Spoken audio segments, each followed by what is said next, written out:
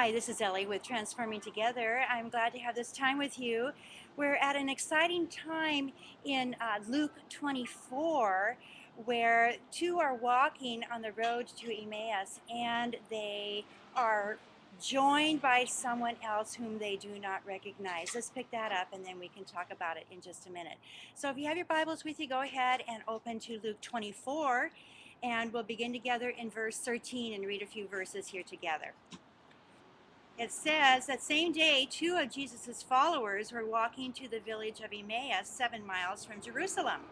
As they walked along, they were talking about everything that happened.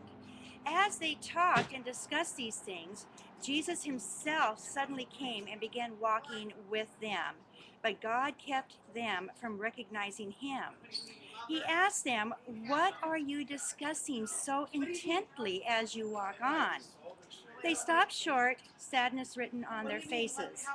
Then one of them replied, "You must be the only person in Jerusalem who hasn't heard about all the things that have happened there the last few days." "What things?" Jesus asked. "The things that happened to Jesus, the man from Nazareth," they said. "He was a prophet who did powerful miracles. He was a mighty teacher in the eyes of God and all the people.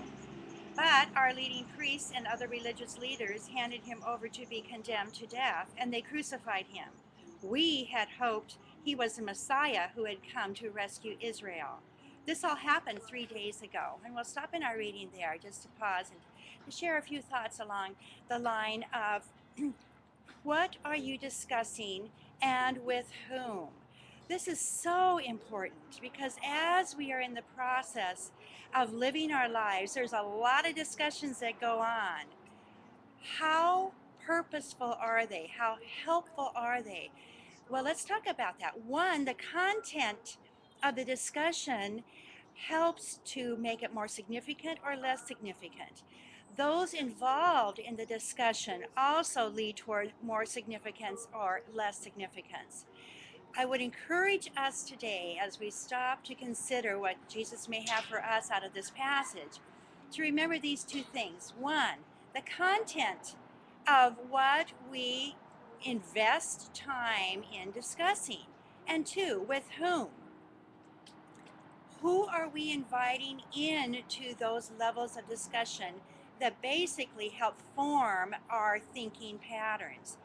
Is Jesus one of those who we invite in? And I love what Jesus does. He never draws a statement or a declaration. He gives intriguing questions. How much more should we?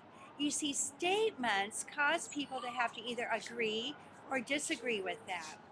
When we give open-ended questions, we become intriguing in the conversation, allowing for people to have the safety of hearing themselves speak and either agreeing or disagreeing with themselves. It allows for a much more fertile conversation to take place.